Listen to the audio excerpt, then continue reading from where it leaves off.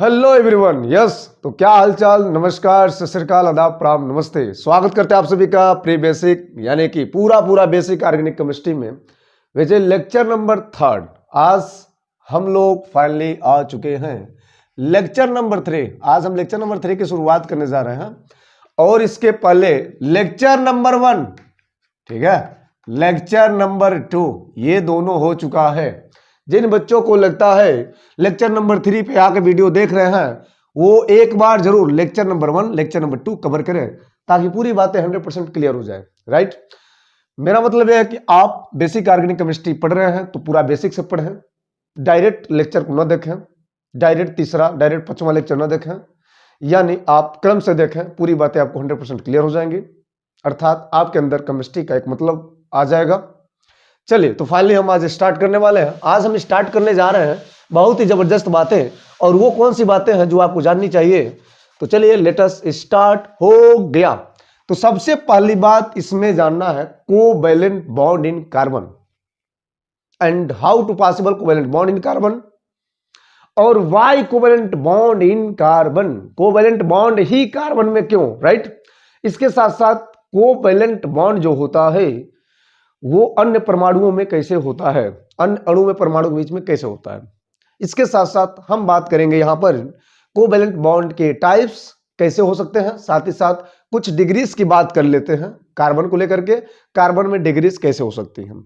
Yes, तो first of all हम देखेंगे कोवैलेंट बॉन्ड। क्या देखेंगे बच्चों? Covalent bond. ठीक है, कोवैलेंट बॉन्ड बहुत जबरदस्त बात है। कोवैलेंट बॉन्ड की बात करें तो कोवैलेंट बॉन्ड जिसे हम कहते हैं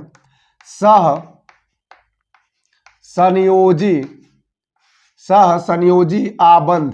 ठीक है, क्या बोलेंगे? सहसंयोजी आबंध। और आपको बता दें कि कार्बन की जब बातें होती हैं तो वहां पे सहसंयोजी आबंध की बातें होती है, अर्थात कोवैलेंट बॉन्ड की बातें होती है। तो यहां बच्चों बॉन्ड क्या होता है, जो बॉन्ड शब्द है उसका मतलब क्या होगा? तो जब भी आपसे कोई पूछे बॉन्ड क्या होता है, भले ही आप स्टडी कर चुके हो या नहीं किए हो, तो आप जान जाओ बॉन्ड, केवल बॉन्ड का मतलब क्या होता है, जिसे हम बंध या आबंध कहते हैं।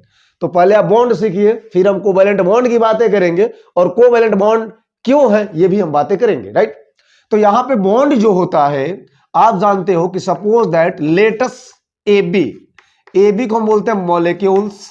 क्या बोलते हैं? मॉलिक्यूल्स। दैट मीन्स ये होता है अणु, और आप जानते हैं कि अणु में क्या होता है, 2 या 2 से अधिक परमाणु होते हैं। राइट, यानी एक अणु के भीतर आप घुसिए तो अणु के भीतर जब आप जूम करके देखोगे तो यहां पर अलग अलग यानी कि A और B दिखेगा। और बच्चों आपको बता दें कि A और B के बीच में ये जो बल है, ये जो आकर्षण है, इसी आकर्षण को क्या बोलेंगे? इसी आकर्षण को केमिकल बॉन्ड। क्या बोलेंगे? केमिकल बॉन्ड, यानी कि रासायनिक आबंध। क्लियर?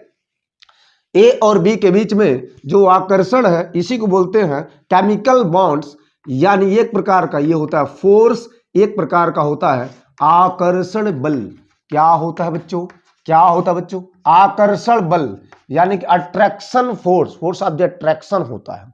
किसी अणु में बोल सकते हैं, किसी अणु में परमाणुओं के मध्य लगने वाले आकर्षण बल को हम बॉन्ड कहते हैं, हम केमिकल बॉन्ड कहते हैं। राइट, अब बात आते हैं सर कि यहां पर है कोवैलेंट बॉन्ड। तो कोवैलेंट बॉन्ड कब होगा? तो बच्चों यहां पर कोवैलेंट बॉन्ड तब होगा जब होगा इलेक्ट्रॉनों की साझा। क्या होगा? इलेक्ट्रॉनों का साझा, यानी बोल सकते हैं अगर एक A है और यहां पे कोई B है तो इनके बीच में इलेक्ट्रॉनों का क्या हो? साझा हो, तो वहां पर होता है कोवैलेंट बॉन्ड। क्लियर?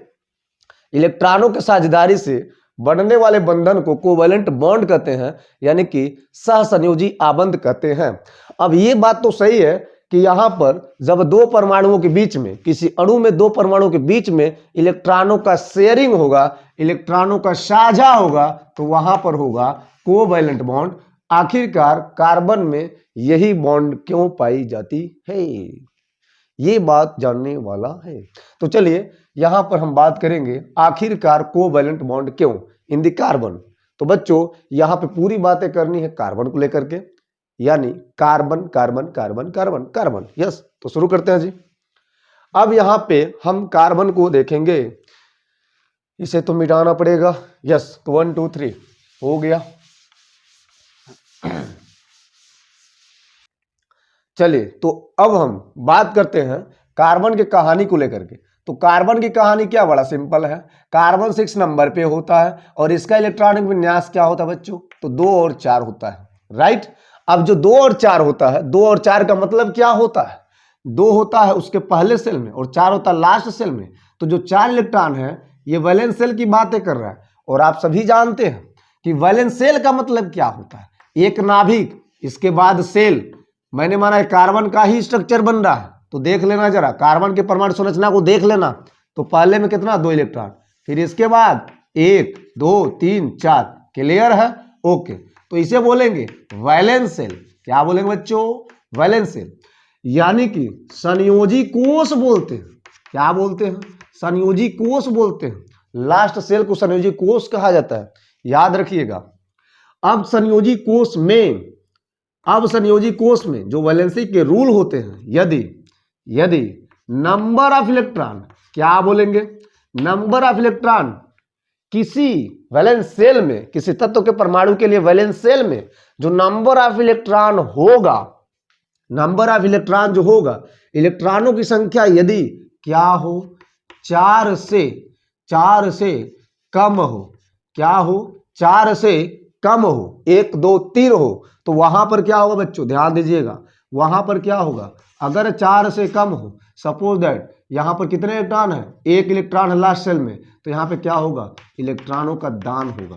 क्या होगा, इलेक्ट्रॉनों का दान होगा। तो यहां पे लिखेंगे इलेक्ट्रॉनों का दान होता है, याद रखिएगा, क्या होता है, इलेक्ट्रॉनों का दान होता है।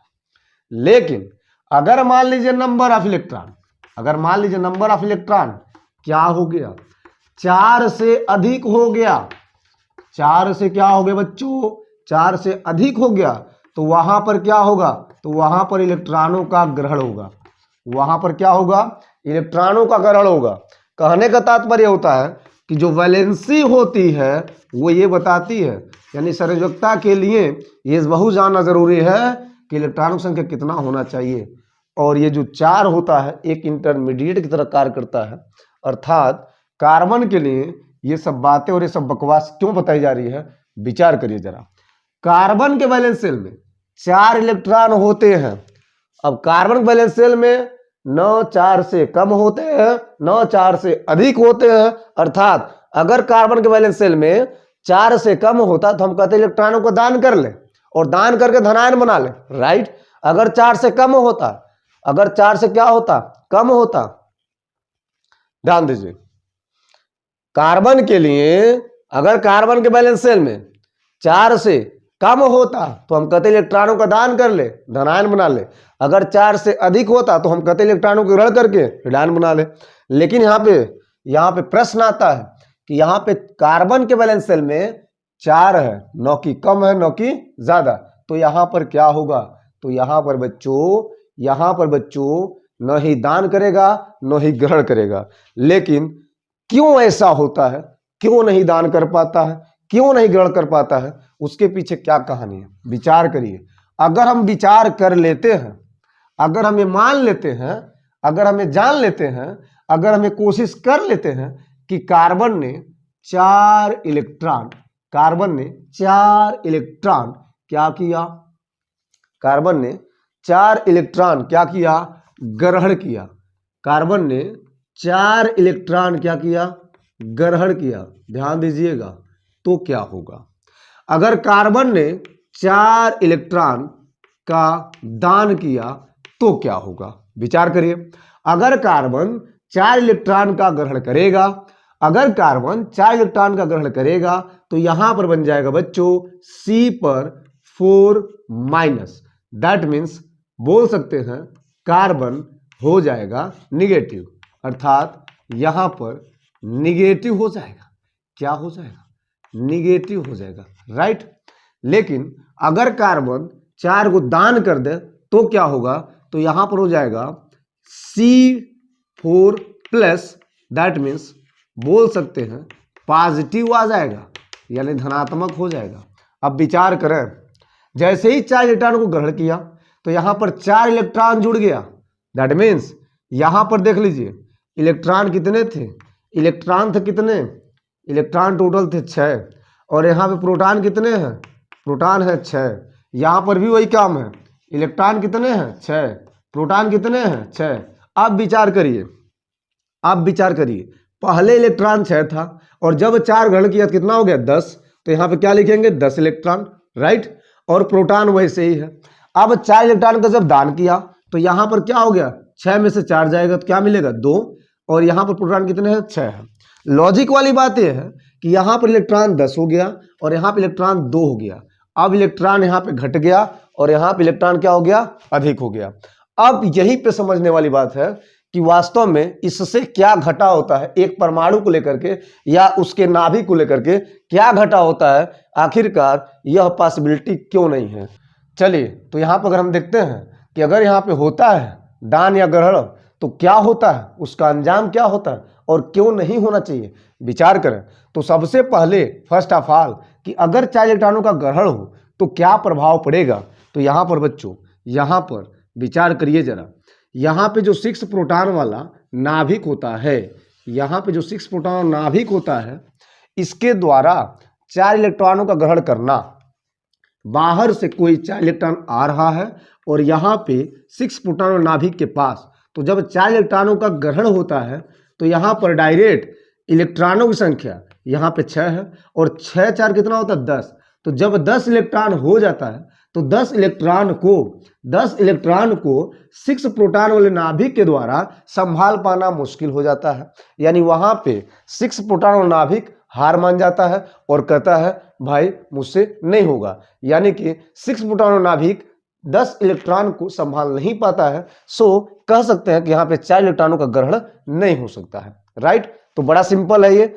चलिए तो यहीं पर अगर हम दूसरी बात करते हैं तो दूसरी बात में क्या होगा, अर्थात बोल सकते हैं कि जब कार्बन 4 इलेक्ट्रॉनों का दान करेगा तो क्यों नहीं करेगा, आखिरकार इम्पॉसिबिलिटी क्यों है, पॉसिबल क्यों नहीं है। तो विचार करें, यहाँ पर 6 प्रोटॉन वाले नाभिक है, राइट, और यहाँ पर जरा देखें तो यहाँ पर इसके बाहरी कक्षा में जो इलेक्ट्रॉन है, अर्थात टोटल 6 इलेक्ट्रॉन होते हैं और लास्ट सेल में 4 इलेक्ट्रॉन होते हैं।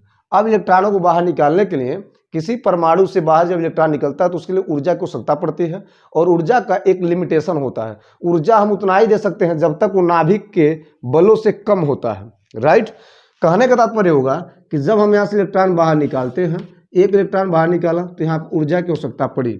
सपोज दैट यहाँ पे 2 इलेक्ट्रॉन बाहर निकाला तो यहाँ पे कुछ और ऊर्जा की आवश्यकता पड़ी। इसको E1 इसको E2 मान लेते हैं और यहाँ पर कुछ और इलेक्ट्रॉन बाहर निकाला, सपोज दैट एक और इलेक्ट्रॉन बाहर निकाला तो यहाँ पे एक और ऊर्जा की आवश्यकता पड़ी, राइट। इस हिसाब से बच्चों कह सकते हैं कि यहाँ पर इलेक्ट्रॉनों को बाहर निकाल रहे हैं और जैसे इलेक्ट्रॉनों को बाहर निकालते समय बढ़ा रहे हैं, यानी जब ज़्यादा से ज़्यादा इलेक्ट्रॉन निकालेंगे तो ऊर्जा उतना ही ज़्यादा देनी पड़ेगी। अर्थात यहाँ पर E1, यहाँ पर E2, यहाँ पर E3 ज़्यादा है E2 से, मतलब E3 बहुत ज़्यादा है। तो जब हम ऊर्जा बढ़ाते हैं तो इलेक्ट्रॉन बाहर निकलता है, इलेक्ट्रॉन बाहर निकलता है, इलेक्ट्रॉन कहाँ निकलता है, बाहर निकलता है ऊर्जा बढ़ाने पर। लेकिन एक बात याद रखिएगा, जैसे ही इलेक्ट्रॉनों की संख्या कम होती है यहाँ से नाभिक का आकर्षण बढ़ता है। यानी नाभिक के बीच में, नाभिक के द्वारा लगता है इलेक्ट्रॉनों पर आकर्षण, बाहरी कक्षा में उपस्थित इलेक्ट्रॉन पर क्या लगता है, आकर्षण लगता है। तो नाभिक का आकर्षण, यहाँ लिखेंगे नाभिक का आकर्षण बढ़ जाता है, ज्यादा हो जाता है। विचार करें, जब इलेक्ट्रॉन हम बाहर निकाल रहे हैं तो ऊर्जा दे रहे हैं, इलेक्ट्रॉन बाहर निकल रही है, ये नियम है। लेकिन जब ज्यादा इलेक्ट्रॉन निकालना हो तो ज्यादा ऊर्जा देना पड़ेगा और ज्यादा ऊर्जा देंगे तब इलेक्ट्रॉन निकलेगा।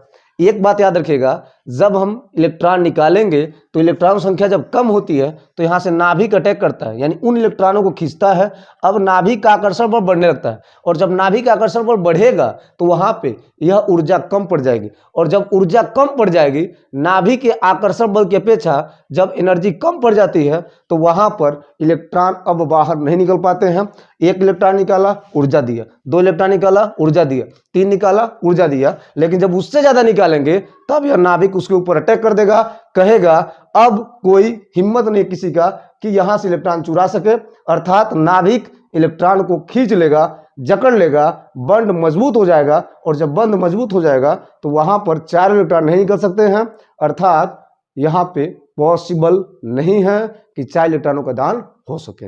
राइट, तो ये 2 कथन है जो कि आपको समझना चाहिए और ये बातों को नोट भी करना चाहिए। तो चलिए अगर हम बात करते हैं कि पहले क्या हुआ, 4 इलेक्ट्रॉनों का ग्रहण करते समय 6 प्रोटॉन वाले नाभिक डगमगा गया। दूसरा क्या हुआ, जब चारों इलेक्ट्रॉनों को निकाला जा रहा है तो यहां पर उसके पहले ही 6 प्रोटॉन नाभिक के द्वारा आकर्षण इतना ज्यादा बढ़ जा रहा है कि वहां पर एनर्जी देने के बावजूद भी इलेक्ट्रॉन बाहर नहीं निकल सके। राइट, ओके, तो दोनों बातें आप यहां पे नोट करेंगे। ओके, तो यहां पे बोल सकते हैं तो ना ही 4 इलेक्ट्रॉनों का ग्रहण होगा और ना ही 4 इलेक्ट्रॉनों का दान होगा।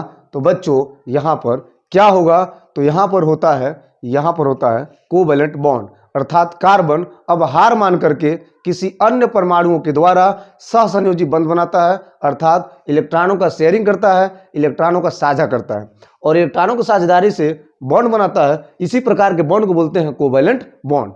ये तो आपको बता चुके हैं। तो यहां पर कार्बन में कोवैलेंट बॉन्ड क्यों है, तो इसलिए है जब कार्बन हार मान जाएगा तो वहां पे उसको बॉन्ड बनानी पड़ेगी, और जब बॉन्ड बनानी पड़ेगी तो वहां पे करेगा इलेक्ट्रॉनों का साझा।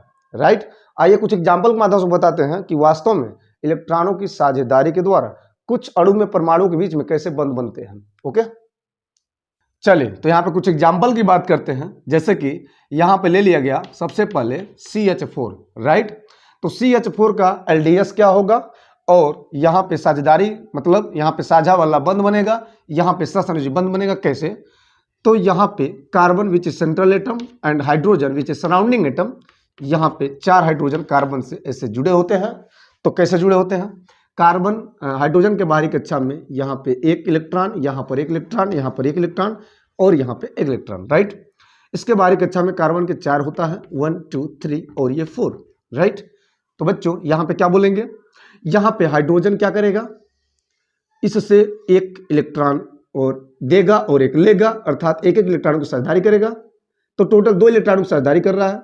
तो यहाँ भी वैसे ही होगा और यहाँ पर वैसे ही होगा, यहाँ पर भी वैसे होगा। अब कार्बन ने 1 इलेक्ट्रॉन हाइड्रोजन को दे दिया, तो फिर से क्या करेगा, कार्बन 1 इलेक्ट्रॉनों को फिर से अपना वापस ले लेगा। ओके, तो यहाँ पे क्या बोलेंगे, यहाँ पर ये बोलेंगे, यहाँ पर ये बोला हो रहा है, यहाँ पे कार्बन और हाइड्रोजन के बीच में इस तरह से बॉन्डिंग हो रही है, यानी कि इस तरह से बॉन्ड का बनना होता है पॉसिबल। तो यहाँ पे कार्बन हाइड्रोजन के बीच में इस प्रकार के बॉन्ड को बोलते हैं सिंगल बॉन्ड बोलते हैं, यानी कि एकल आबंध बोलेंगे। और 1 इलेक्ट्रॉन की साझेदारी हो रही है, मतलब 2 इलेक्ट्रॉन, 1 कार्बन और 1 हाइड्रोजन के बीच में 2 इलेक्ट्रॉन की साझेदारी हो रही है कुल। तो यहाँ आप देखेंगे 2 इलेक्ट्रॉनों का साझा, 2 इलेक्ट्रॉनों की साझेदारी। Okay, clear. अब यहाँ पे इसके अलावा कुछ और भी अणु हो सकते हैं जिनके बीच में, परमाणु के बीच में ये बॉन्ड पाई जा सकती है। जैसे कि हम बात करते हैं O2 को लेकर के, तो O2 क्या होता है, ऑक्सीजन के 2 परमाणु हैं, एक अणु है ऑक्सीजन का। तो यहाँ पे ऑक्सीजन जिसके बाहरी कक्षा में 1 2 3 4 5 और ये 6 इलेक्ट्रॉन, यहाँ पर 1 2 3 4 5 और ये 6 इलेक्ट्रॉन। तो यहाँ पे डायरेक्ट अगर देखें तो यहाँ पर 1, यहाँ पर 1, ये 1 2 3 4, तो कुल ऑक्सीजन में 4 इलेक्ट्रॉनों की साझेदारी हो रही है। तो यहाँ पर क्या बोलेंगे, 4 इलेक्ट्रॉनों का साझा, यहाँ पर 4 इलेक्ट्रॉनों का साझा हो रहा है, यानी एक परमाणु ऑक्सीजन का, एक परमाणु ऑक्सीजन का, ये दोनों एक दूसरे के बिना अधूरे हैं और ये तभी पूरे होंगे जब एक दूसरे से साझा करेंगे, यानी कि देंगे और लेंगे, ये बोल सकते हैं। एक दूसरे से जुड़े रहने का ही मतलब होता है। तो यहाँ पे ये इसको बोलते हैं डबल बॉन्ड, इस प्रकार के बॉन्डिंग को बोलते हैं डबल बॉन्ड, DOUBLE। राइट, ये होता है डबल बॉन्ड। तो यहाँ पे ऑक्सीजन अणु के बीच में जो परमाणु होते हैं उनके बीच में डबल बॉन्ड का नेचर शो होता है। इसके अलावा हम बात करते हैं N2 को लेकर के, दैट मीन्स ये नाइट्रोजन के अणु है। तो यहाँ पर नाइट्रोजन का लेस डॉट सिंबल आप जानते ही हैं, 1 2 3 और ये एक लोन पेयर 1 2 3 4 5, कुछ इस प्रकार से।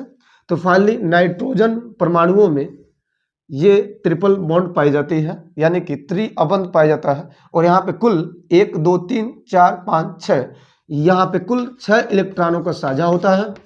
सो इस प्रकार से बोल सकते हैं कि यहाँ पे N2 के बीच में 6 इलेक्ट्रॉनों की साझेदारी से बंधन बना। इस प्रकार के बंधन को हम बोलते हैं सहसंयोजी बंधन, यानी कि एक तरह से त्रिआबंध, यानी कि ट्रिपल बॉन्ड भी बोल सकते हैं। क्लियर है? क्या बोलेंगे? ट्रिपल बॉन्ड बोलेंगे, राइट।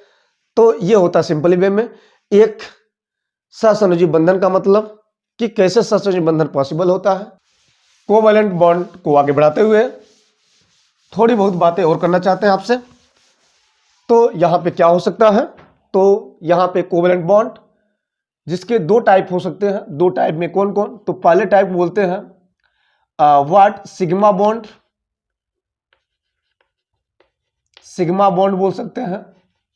और दूसरा कोवैलेंट का टाइप होता है पाई बॉन्ड, पाई बॉन्ड बोल सकते हैं। सिग्मा जिसे आप सिग्मा से डिनोट करेंगे, ओके, और पाई का मतलब है जिसे आप पाई से डिनोट करेंगे।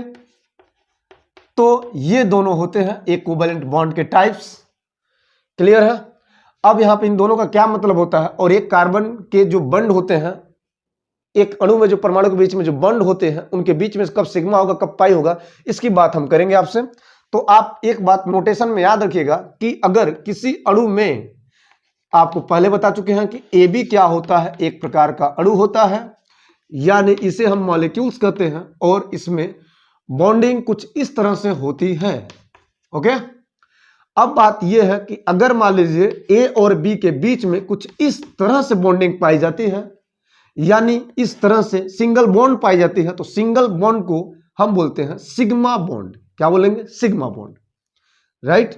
लेकिन अगर मान लीजिए A और B के बीच में डबल बॉन्ड का नेचर शो होता है, तो इसमें से एक को हम सिग्मा नाम देते हैं और दूसरे को हम पाई का नाम देते हैं।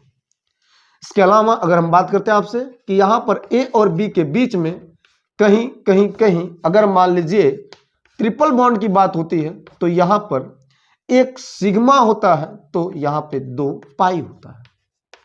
ओके, अब इसी चीज को फॉलो कराना है, अर्थात यहां पे एग्जाम्पल के माध्यम से समझना है कि कब सिग्मा होगा और कब पाई होगा।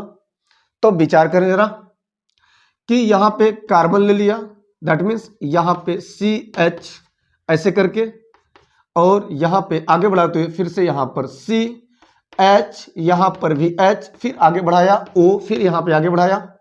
ओके, तो यहां पे क्या मिला? C, फिर से H, फिर यहां पर H, फिर यहां पर H। इसको ध्यान से देखें तो इसमें क्या हो रहा है, इसमें यहां पे सिग्मा, यहां पर भी सिग्मा, यहां पर भी सिग्मा, यहां पर सिग्मा, यहां पर सिग्मा। ओके, यहां पर भी सिग्मा सिग्मा सिग्मा सिग्मा, यानी हर जगह क्या है? सिग्मा है। अब इसमें पाई की बातें होंगी, पाई कब होगा? तो पाई के लिए आपको क्या करना पड़ेगा? जैसे कि मान लीजिए CH Q, यहां पे डबल बॉन्ड, फिर से यहां पे आ गया CH, राइट, और 1 2 1 2 3, और यहां पे आ गया CH3। क्लियर है? इसको थोड़ा सा विस्तार करें तो क्या होगा? CH H, राइट, यहां पे डबल बॉन्ड, फिर से CH, और यहां पे CH H, और यहां पे H। अब इसमें हम पहचान करें तो कैसे होगा? तो यहां पे होगा सिग्मा, ये भी सिग्मा, ये सिग्मा, लेकिन ये क्या है? ये है पाई। यहां पर सिग्मा, यहां पर सिग्मा, यहां पर भी सिग्मा सिग्मा सिग्मा। तो सिंपल है, जहां पे सिंगल बॉन्ड होगा वहां पे सिग्मा होगा, जहां पे डबल होगा वहां पे एक सिग्मा तो एक पाई होगा। ऐसे ही करके अगर हम बात करते हैं, यहां पर मान लीजिए कार्बन ऐसे H आ गया, ऐसे H आ गया, ओके, और यहां पे आ गया यहां पर कुछ ऐसा। ये क्या है? ये है कार्बन कार्बन, ये हाइड्रोजन हाइड्रोजन। तो यहां पर क्या होगा? ये सिग्मा सिग्मा, ये सिग्मा, ये पाई, ये सिग्मा, ये सिग्मा। ऐसे ही करके कभी कभी क्या होगा, यहां पर दे देगा CH triple bond CH, right. तो यहां पे क्या होगा? CH, और यहां पे ट्रिपल बॉन्ड CH, कुछ ऐसा। तो यहां पर सिग्मा सिग्मा और ये पाई, ये भी पाई और यहां पर सिग्मा। तो इस प्रकार से हम सिग्मा और पाई की पहचान करते हैं और यहाँ पे बड़े सिंपल वे में सिग्मा और पाई की हम गणना भी कर सकते हैं। तो किसी अणु में परमाणुओं के बीच में अगर सिंगल बॉन्ड होता है तो वहां पे सिग्मा होता है, अगर डबल बॉन्ड आ गया तो वहां पे एक सिग्मा और एक पाई होता है, और अगर ट्रिपल बॉन्ड आ गया तो एक सिग्मा और दो पाई होता है। तो ये सिंपली वे में कोवैलेंट बॉन्ड के लिए छोटे से टाइप, बहुत ज्यादा बड़े नहीं है, छोटे से टाइप है जिनको हम आसानी से समझ सकते हैं, यानी इनकी पहचान हम आसानी से कर सकते हैं। राइट, तो चलिए अब हम इस चीज को यहाँ पे खत्म करते हैं कोवैलेंट बॉन्ड, और हम आगे बढ़ते हुए हम कुछ डिग्रीज की बात करते हैं, यानी कार्बन में डिग्री का मतलब क्या होता है। यस, तो अब हम बात करेंगे degree of carbon, that means carbon के डिग्री कैसे होते हैं। तो कार्बन बच्चों डिग्री जो होता है वो कैसे होता है, वो होता है प्राइमरी, सेकेंडरी, टर्सरी, और एक और डिग्री होता है जिसे हम क्वाटरनरी डिग्री कहते हैं। राइट, यानी कि प्राथमिक, द्वितीयक, तृतीयक और चतुर्थक प्रकार के ये डिग्री होते हैं एक कार्बन समूह के लिए। ओके, तो यहाँ पे चारों का मतलब मैंने लिख दिया है बड़ा सिंपल वे में, टाइम कम लगे इसीलिए मैंने लिख दिया है प्राइमरी कार्बन। प्राइमरी का मतलब होता है कि एक कार्बन से कोई और एक कार्बन केवल जुड़ा है तो वहां पे प्राइमरी होगा, अर्थात वहां पे प्राथमिक कार्बन होगा। जब एक कार्बन से सीधे दो अलग कार्बन जुड़ा हो तो वहां पे द्वितीयक कार्बन होता है। इसी प्रकार तीन अगर कार्बन जुड़ा हो तो तृतीयक, चार कार्बन जुड़ा हो तो चतुर्थक कार्बन के नाम से जानते हैं। यहां पर हम बात करते हैं कि वास्तव में एक कार्बन है, अगर हम प्राइमरी को देखें तो एक कार्बन जिनसे एक कार्बन जुड़ा है, अर्थात अगर हम इसको पहले मान लेते हैं तो इससे केवल एक कार्बन जुड़ा है, तो यहां पर इस कार्बन को हम बोलेंगे 1 डिग्री, अर्थात इस कार्बन को हम प्राइमरी बोलेंगे। क्या बोलेंगे? प्राइमरी बोलेंगे। राइट, इसी प्रकार से अगर एक कार्बन ऑलरेडी दिया हो और यहां पर इस कार्बन से एक कार्बन यहां पे जुड़ा हो, राइट, और एक कार्बन ऊपर की ओर जुड़ा हो, तो यहां पर हम बोलते हैं इस कार्बन को बोलेंगे 2 डिग्री, यानी कि सेकेंडरी कार्बन। क्या बोलेंगे? Secondary carbon. क्लियर है? इसी प्रकार एक कार्बन के साथ अगर मान लीजिए 3 कार्बन श्रृंखला जुड़ी हो, 3 कार्बन श्रृंखला डायरेक्ट जुड़ी हो इस कार्बन के साथ, तो यहां पर क्या होता है? यहां पर होता है 3 डिग्री कार्बन। दैट मीन्स इस कार्बन के लिए यहां पर हो जाएगा टर्सरी कार्बन, यहां पे टर्सरी हो जाएगा। इस हिसाब से एक कार्बन के साथ कुल 4 अन्य परमाणु जुड़ सकते हैं। तो मैंने मान लिया कि यहाँ पे 4 कार्बन परमाणु जुड़ रही हैं, तो यहां पर बोलेंगे चतुर्थक, यानी कि क्वार्टरनरी कार्बन, यानी कि 4 डिग्री कार्बन। राइट, बस तो ये रहा एक कार्बन का डिग्री का मतलब, और इसमें कोई लॉजिक नहीं है। जब ज्यादा लॉजिक नहीं है तो इसको सिंपल तरीके से ही समझा जाए तो बेस्ट होगा। तो डिग्री ऑफ कार्बन, एक बात आप याद रखिएगा, जो कार्बन के डिग्री होते हैं वो 4 तरह से पॉसिबल होते हैं, लेकिन इसके अलावा एक कार्बन के साथ जो फंक्शनल ग्रुप होते हैं जो कि जुड़ते हैं कार्बन से, और वह फंक्शनल ग्रुप के द्वारा वो डिग्री का निर्धारण कराते हैं। यानी कह सकते हैं चाहे वो हाइड्रो एल्केन का डिग्री हो, चाहे वो एल्कोहल का डिग्री हो, चाहे वो एमीन का डिग्री हो, तो उनका चुनाव कैसे करेंगे, वहां पे डिग्री की पहचान कैसे करेंगे, आइए आपको समझाते हैं कि कार्बन के साथ साथ जो फंक्शनल ग्रुप होते हैं उनके जुड़ने से जो डिग्री का निर्धारण होता है वो कैसे होता है। तो विचार करें, यहां तक नोट करें, स्क्रीनशॉट लें, आगे बढ़ें। चलिए, तो यहां पे हम बात करते हैं, एक और डिग्री लेते हैं, डिग्री ऑफ एल्कोहल। क्या लेंगे? Degree of alcohol. तो एल्कोहल की घटना, इसका एक चैप्टर पढ़ाया जाएगा, आपको काफी क्लियर होगा। यहां पर हम डिग्री की बात करेंगे, डिग्री ऑफ एल्कोहल का मतलब क्या होता है। चलिए, डिग्री ऑफ एल्कोहल जिसका मतलब होता है, जिसमें OH क्या होता है? OH होता है फंक्शनल ग्रुप, दैट मीन्स बोल सकते हैं हाइड्रोक्सी। क्या बोलेंगे? हाइड्रोक्सी। तो हाइड्रोकार्बन के हाइड्रोक्सी डेरिवेटिव को बोलते हैं एल्कोहल। एल्कोहल का डिग्री कैसे हम बताएंगे? तो यहाँ पे एल्कोहल का जो डिग्री होता है वो 3 तरह से होगा, 1 डिग्री, 2 डिग्री एल्कोहल और 3 डिग्री एल्कोहल। इसका क्या मतलब, विचार करें। 1 डिग्री एल्कोहल किसे कहेंगे? 1 डिग्री एल्कोहल किसे कहेंगे? 2 डिग्री एल्कोहल किसे कहेंगे? और 3 डिग्री एल्कोहल किसे कहेंगे? तो 1 डिग्री का मतलब क्या होता है? तो यहाँ पे अगर हम बात करते हैं 1 डिग्री एल्कोहल, तो 1 डिग्री एल्कोहल जिसे हम प्राइमरी एल्कोहल का नाम देते हैं, क्या बोलते हैं? Primary alcohol. क्या बोलते हैं, प्राइमरी अल्कोहल। क्लियर। तो प्राइमरी अल्कोहल कब होगा, अगर अगर अगर कार्बन OH यानी कि OH यानी कि हाइड्रोक्सी केवल एक कार्बन से जुड़ा हो, सीधे एक कार्बन से जुड़ा हो, या ये बोल सकते हैं उस कार्बन से हाइड्रोक्सी जुड़ा होता है जिससे केवल एक ही R जुड़ा हो, एक ही कार्बन श्रृंखला जुड़ा हो, तो वहां पे होता है 1 डिग्री अल्कोहल। जैसे CH3 CH2OH, राइट। ऐसे ही CH3 CH2 CH2OH, राइट। तो इस हिसाब से क्या बोलेंगे, ये भी 1 डिग्री है, ये भी 1 डिग्री है, यानी यहां पे दोनों 1 डिग्री अल्कोहल है। इसी प्रकार अगर हम बात करते हैं 2 डिग्री अल्कोहल, किसकी बात करते हैं, 2 डिग्री अल्कोहल, तो 2 डिग्री अल्कोहल का मतलब क्या होता है, जिसे हम कहते हैं सेकेंडरी अल्कोहल। क्या बोलेंगे, सेकेंडरी अल्कोहल।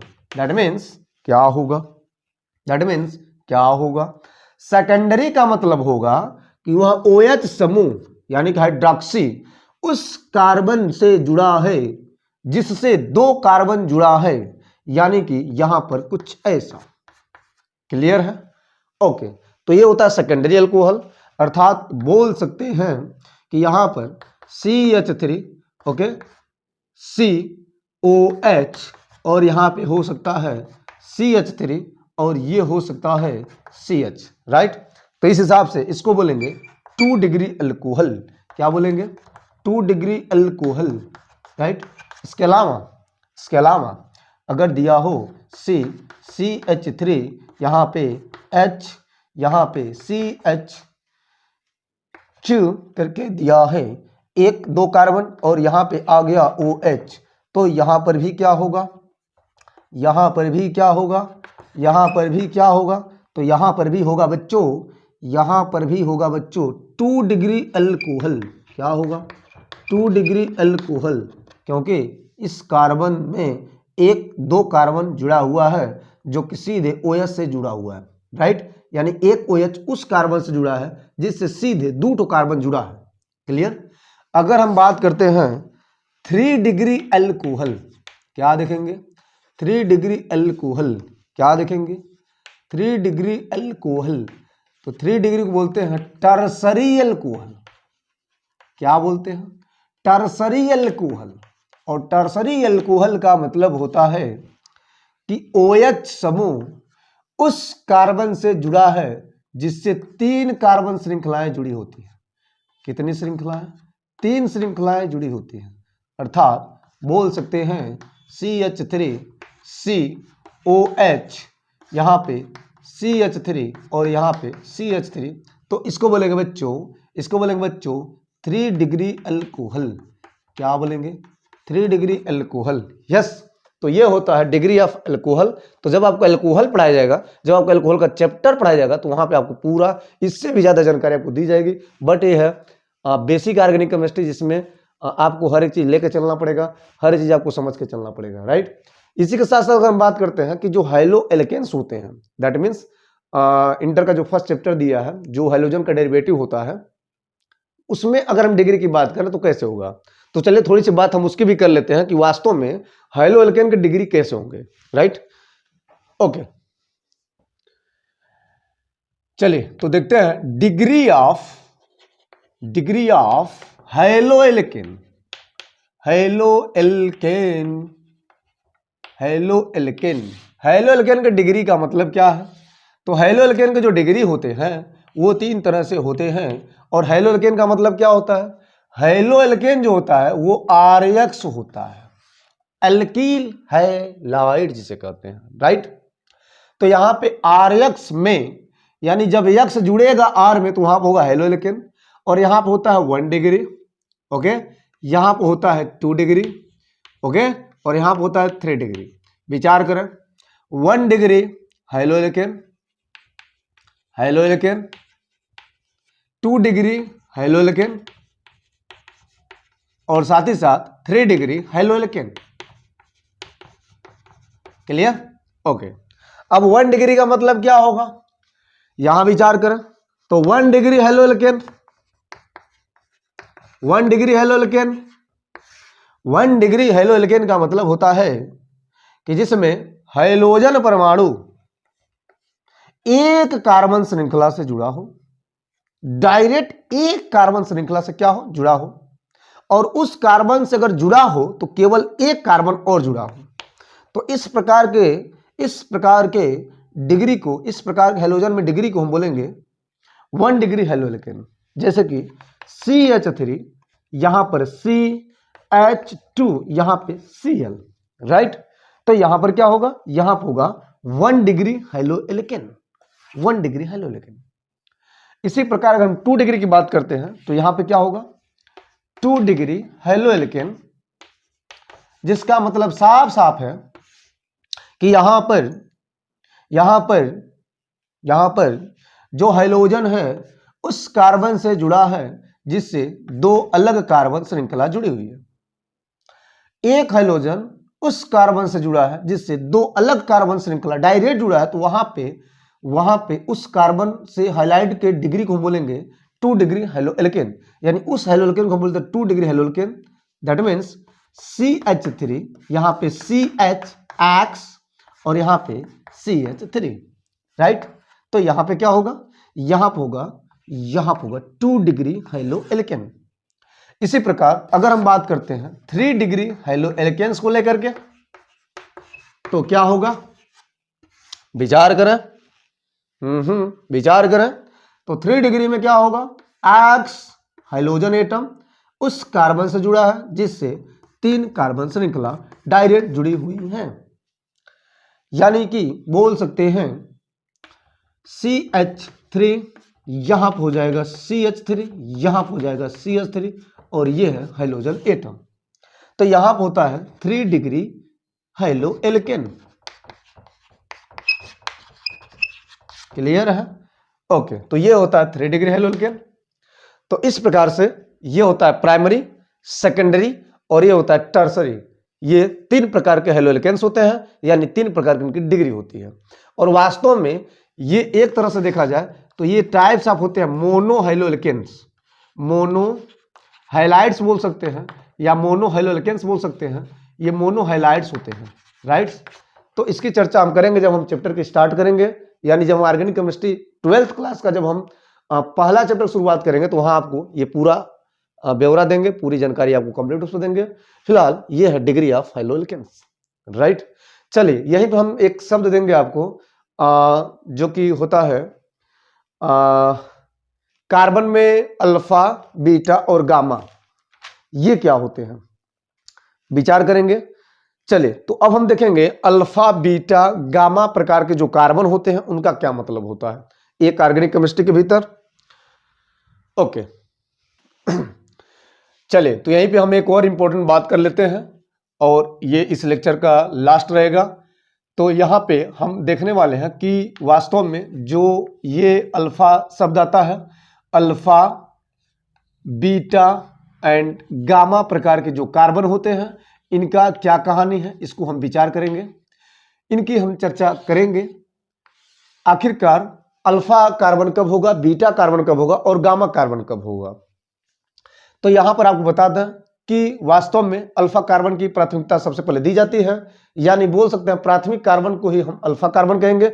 और वो प्राथमिक कार्बन कब होगा, कैसे होगा, इसकी कहानी हम करेंगे। तो यहां पे अल्फा कार्बन का मतलब क्या होगा, यहां पे सबसे पहले लिखेंगे क्रियात्मक समूह से जुड़े, क्या लिखेंगे, क्रियात्मक समूह से जुड़े कार्बन को यहां पर लिखेंगे, कुछ बातें नोट करेंगे। यहां पर क्रियात्मक समूह जिसे हम फंक्शनल ग्रुप कहते हैं। तो क्रियात्मक समूह से जुड़े कार्बन परमाणु को, यानी कि कार्बन को अल्फा कार्बन कहते हैं तथा इनके पड़ोसी वाले कार्बन क्रमशः वाट, बीटा, गामा वगैरह वगैरह, बीटा, गामा वगैरह वगैरह कार्बन कहलाते हैं या होते हैं। ओके, मैंने क्या बोला?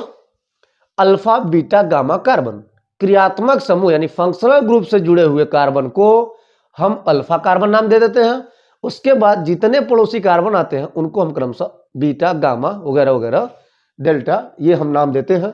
आइए विचार करते हैं। तो सबसे पहले जो फंक्शनल ग्रुप होता है वो क्या होता है?